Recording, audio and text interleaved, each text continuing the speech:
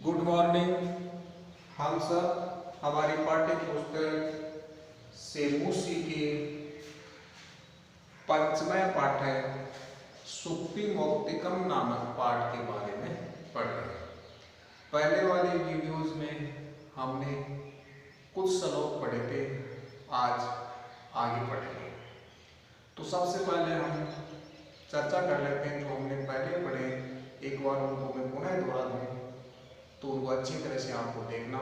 तो देखिए, पहला श्लोक हमारा था वर्तम यत्नेन स रक्षेत वित्तम इति च याति च ऐक्षिणो विदितैक्षिणो वृत्ततस्तु हतो हत। और यह श्लोक मनुस्मृति से लिया गया था। तो इसका हिंदी अर्थ था कि मनुष्य को आचरण की प्रयत्न पूर्वक रक्षा करनी चाहिए, धन की नहीं, क्योंकि धन तो आता है और चला जाता है। धन के नष्ट हो जाने पर कुछ भी नष्ट नहीं होता है, लेकिन एक बार चरित्र नष्ट होने पर सब कुछ नष्ट हो जाता है। दूसरा श्लोक था सूर्यताम धर्म सर्वस्व श्रुत्वा च एव वर्धताम आत्मन प्रतिकुलानि परेशान न सम आचरेत। और यह श्लोक विदुर नीति द्वारा दिया गया था। इसका अर्थ था कि धर्म अर्थात कर्तव्य के साथ को सुनो और सुनकर उसे अपने व्यवहार में धारण करना चाहिए। अपने विपरीत दूसरों के साथ व्यवहार में नहीं लाना चाहिए और अपने विपरीत जो आचरण है वो दूसरों के व्यवहार में नहीं लाना चाहिए। आशय यह है कि व्यक्ति जिस कार्य अथवा आचरण को अपने लिए ठीक नहीं समझता उसे वैसा आचरण दूसरों के साथ नहीं करना चाहिए। ये दो श्लोक हमने पढ़े थे। आज इसी चैप्टर में, इसी लेसन या पाठ में अगला जो हमारा तीसरा श्लोक है उसके बारे में पढ़ेंगे। तो देखिए तीसरा श्लोक, प्रिय वाक्य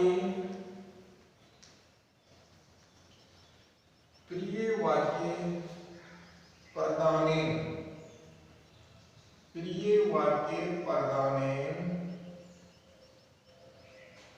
सर्वे तुष्यन्ति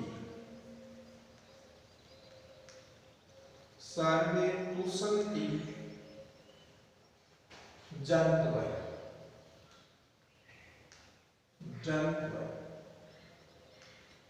तस्मात्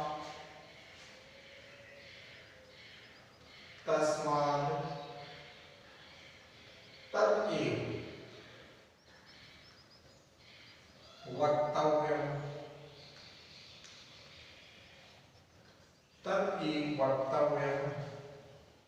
वचने का दरिद्रता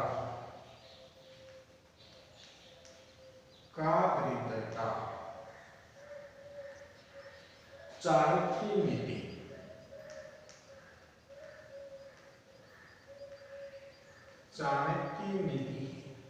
यानी यह श्लोक चाणक्य नीति से लिया गया। इसका अन्वय हो जाएगा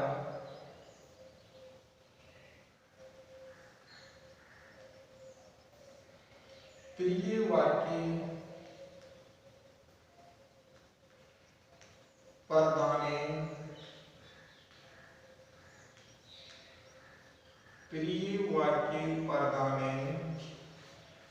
सर्वे जन्तवः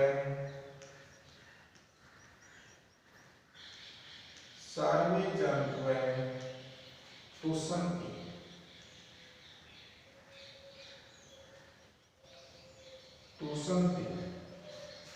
तस्मात्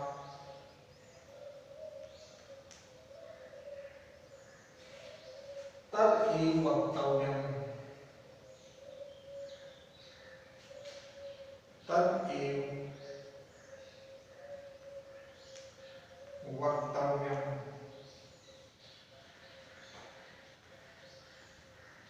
वचने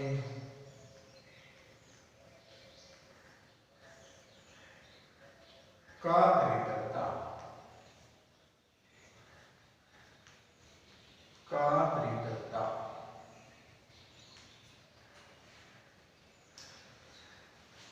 सबसे पहले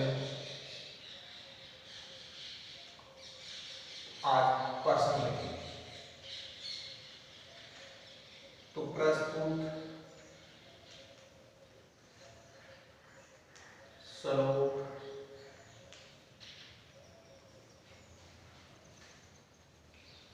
हमारी पाठ्य पुस्तक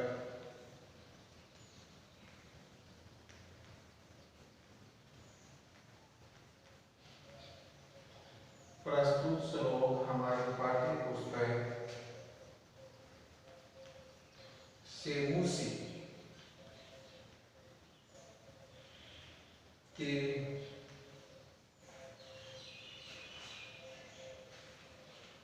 सुक्ति मुक्तिकम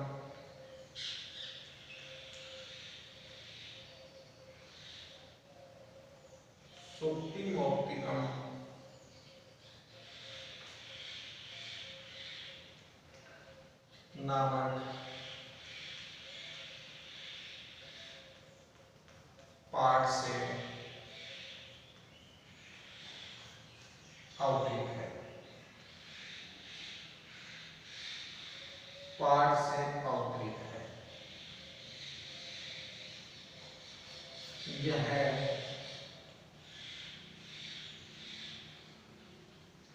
चाणक्य नीति, यह चाणक्य नीति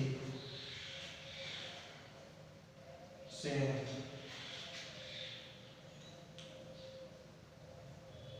संकलित किया गया है।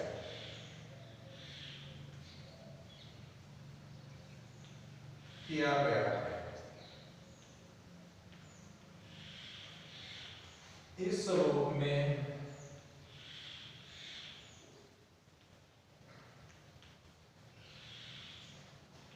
प्रिय वचन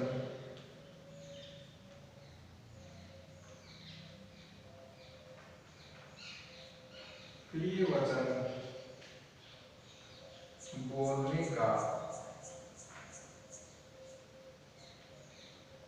उपदेश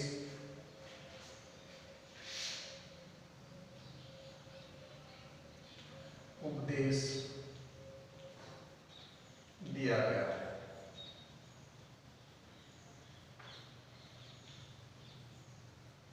उपदेश दिया गया है। हिंदी अनुवाद।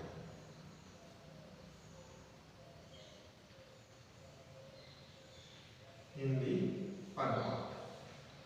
तो यह हमारा तीसरा श्लोक है।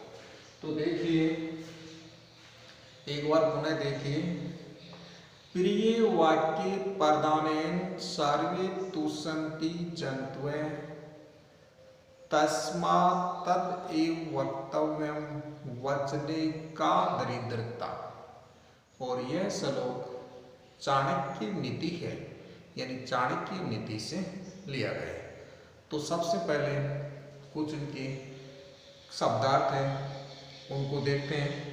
प्रिय वाक्य प्रदानेन, यानी प्रिय वाक्य बोलने से या मधुर वाक्य बोलने से।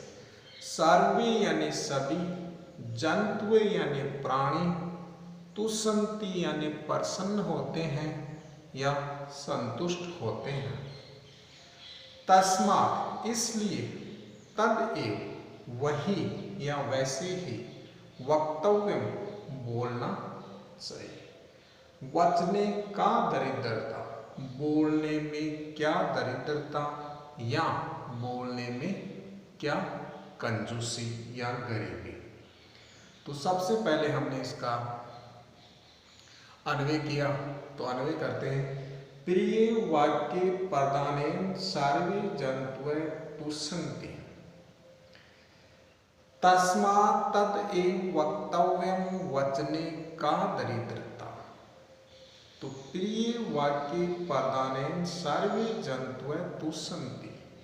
प्रिय वाक्य बोलने से सभी प्राणी संतुष्ट होते हैं या सभी प्राणी प्रसन्न होते हैं।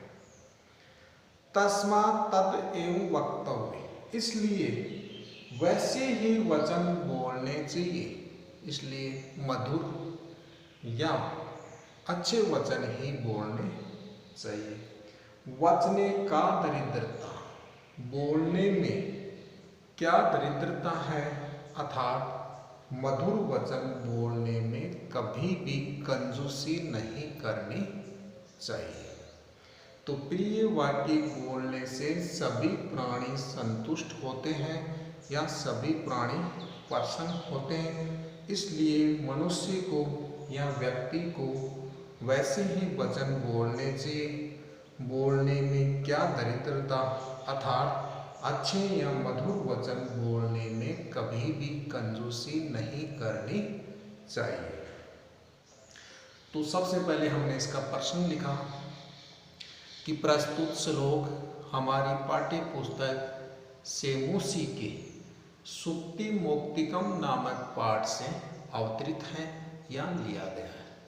यह चाणक्य नीति से संकलित किया गया है, यानी इस श्लोक को चाणक्य नीति से लिया गया है।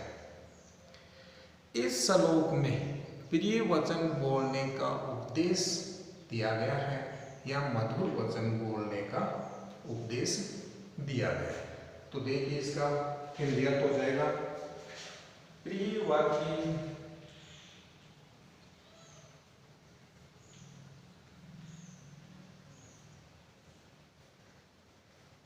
या वचन, प्रिय वाक्य या वचन बोलने से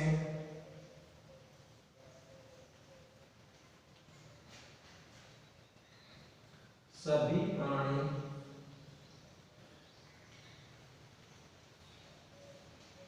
संतुष्ट होते हैं।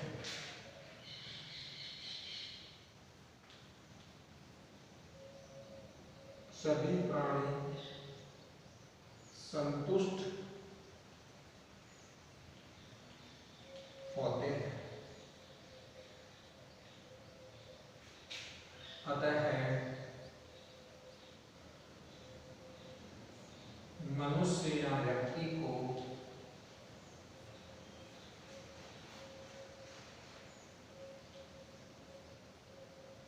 वैसे ही अर्थात मधुर वचन ही, वैसे ही वचन बोलने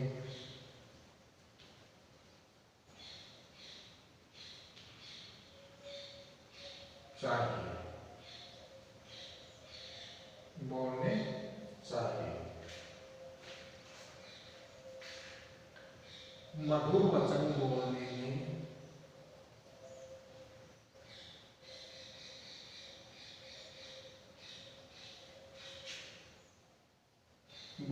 में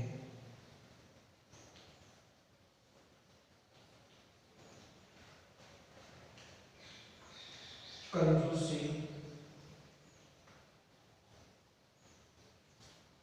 नहीं करनी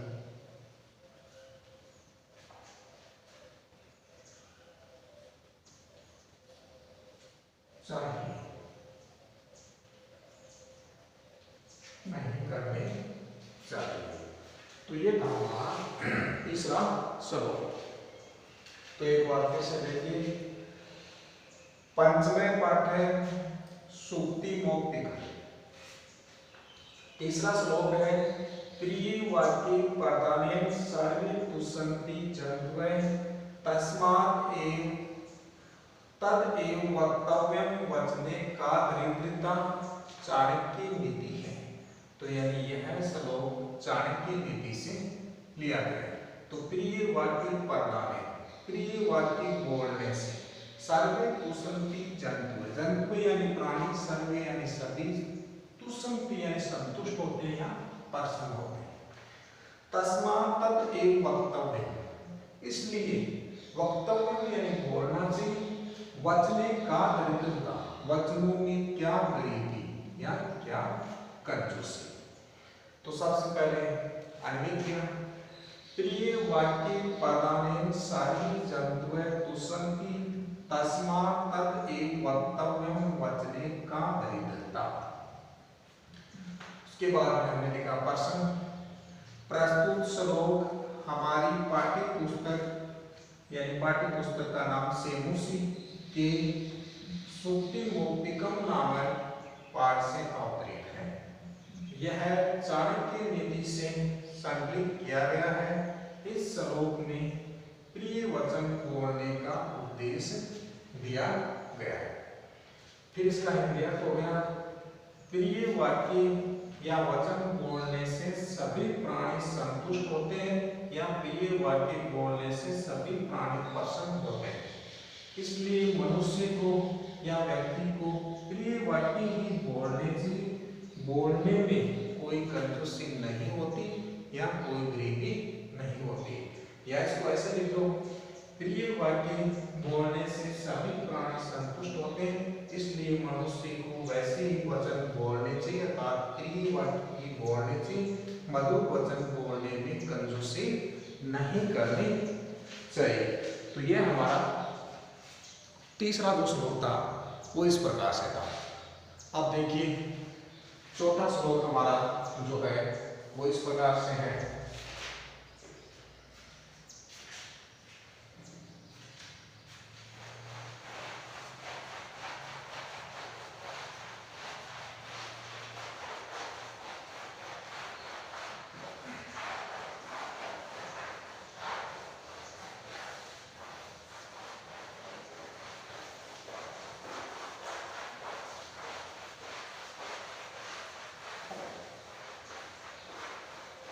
श्लोक नंबर 4 वो इस प्रकार से है।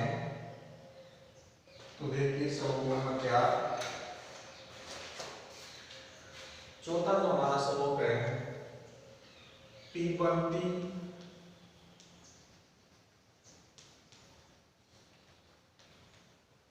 नदः स्वयमेव नम्भे स्वयं न खादन्ति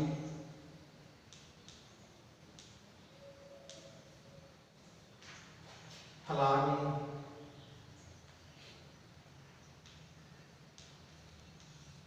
वृक्षः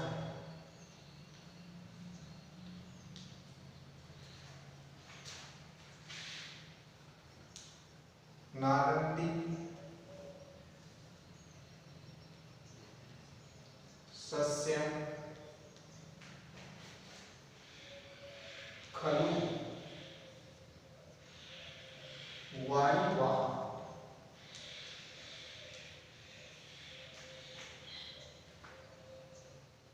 परोपकाराय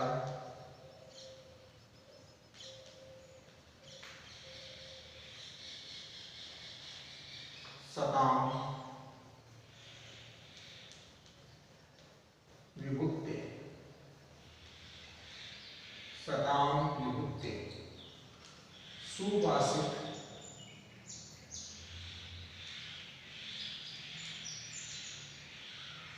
रत्न भांडागार सुभाषित रत्न भांडागार। तो सबसे पहले इसका अन्वय हो जाएगा, नगर है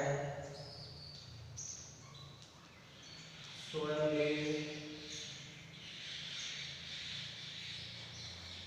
अभ्य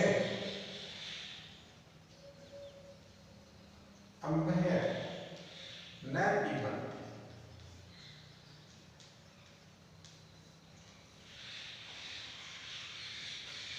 वृक्षा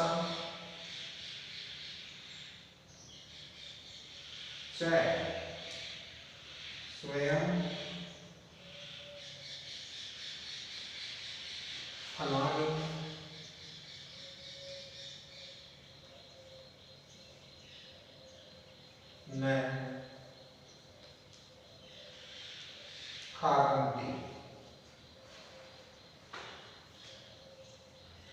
वारिवाहा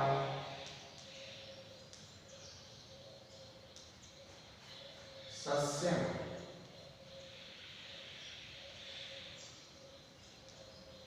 खलु न अदन्ति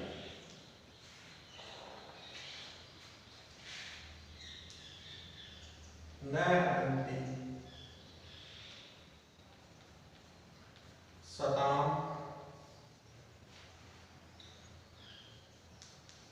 विभुक्ते परोपकार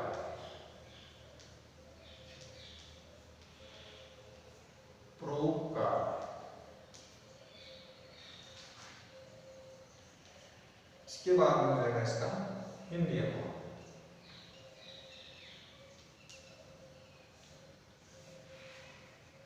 तो हमारा चौथा जो श्लोक है वो इस प्रकार से है। तो देखिए, पिबन्ति नदः स्वयमेव नाभ्ये स्वयं न खादन्ति फलानि वृक्षाः नादन्ति सस्यं खलु वारिवाहा परोपकाराय सतां विभुक्ते। और यह श्लोक सुभाषित रत्न भांडागारम से लिया गया है। तो सबसे पहले वही हमने इसका अन्वय किया। नदः स्वयमेव अभ्ये न पिबन्ति वृक्षाः च स्वयं फलानि न खादन्ति वारिवाहा सस्यं खलु न अदन्ति सतां विभुक्ते परोपकाराय। तो सबसे पहले कुछ कठिन शब्दार्थ। नदः है नदियाँ, स्वयमेव स्वयं ही, अम्बः जल, न यानी नहीं, पिबन्ति यानी पीती है, वृक्षा है पेड़, स्वयं स्वयं, न खादन्ति नहीं खाते हैं, न फलानि फलों को, वारिवाहा जल वहन करने वाले अर्थात बादल, सस्यम अन्न को या फसल को, खलु यानी निश्चय ही, नहीं यानी नहीं, अदन्ति यानी खाते हैं, सतां सज्जनों की, विभुक्ते संपत्तियाँ, परोपकार के लिए भवन्ति होती है। तो सबसे पहले तो प्रश्न वही हो जाएगा। प्रस्तुत श्लोक हमारी पाठ्य पुस्तक सेमुसी के सुक्ति मोक्तिकम नामक पाठ से अवतरित है। यह सुभाषित रत्न भांडागारम से संकलित किया गया है, यानी चाणक्य नीति के स्थान पर हो जाएगा सुभाषित रत्न भांडागारम। इस श्लोक में सज्जनों का स्वभाव और परोपकार का महत्व बताया गया है। यानी इस श्लोक में जो सज्जन व्यक्ति होते हैं उनका कैसा स्वभाव होता है और परोपकार का महत्व बताया गया है। तो सबसे पहले इसका हिंदी अर्थ कहते हैं। नद्यः स्वयमेव अभ्ये न पिबन्ति, नदियाँ अपना जल स्वयं नहीं पीती, यानी जो नदियाँ होती है वो अपना जल स्वयं नहीं पीती। वृक्षा च स्वयं फलानि न खादन्ति, और पेड़ स्वयं अपने फलों को नहीं खाते, और जो पेड़ होते हैं वो स्वयं अपने फलों को नहीं खाते। वारिवाहा सस्यम खलु न अदन्ति, बादल अपने द्वारा उगाए गए अन्न को नहीं खाते, और जो बादल होते हैं वो अपने द्वारा उगाए हुए जो अनाज होता है उसको नहीं खाते।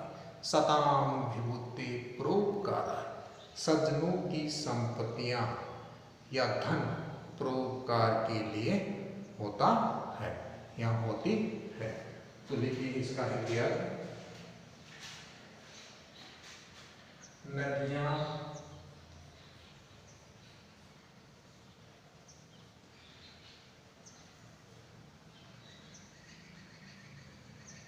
अपना जल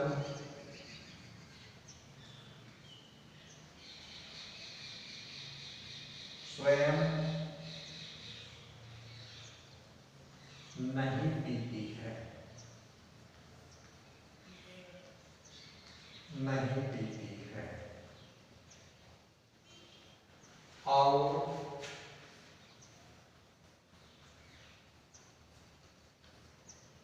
वृक्ष स्वयं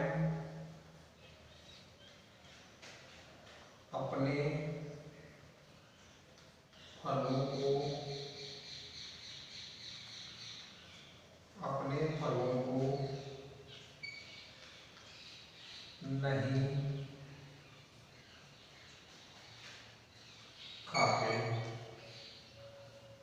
हैं। बादल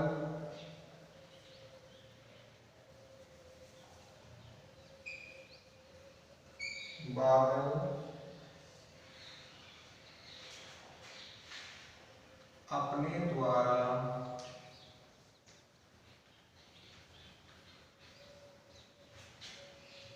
उगाए हुए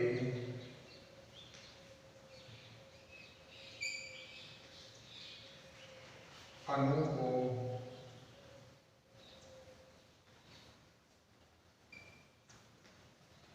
नहीं खाते हैं,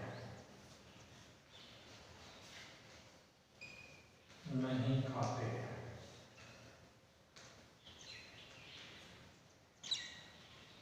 निश्चित ही या निश्चय ही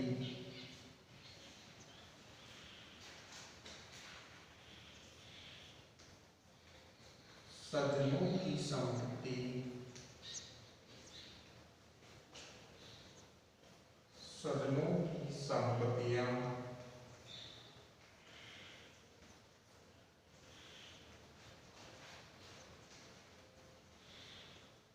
परोपकार के लिए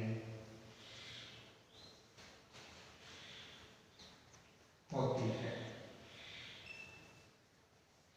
परोपकार के लिए होती है।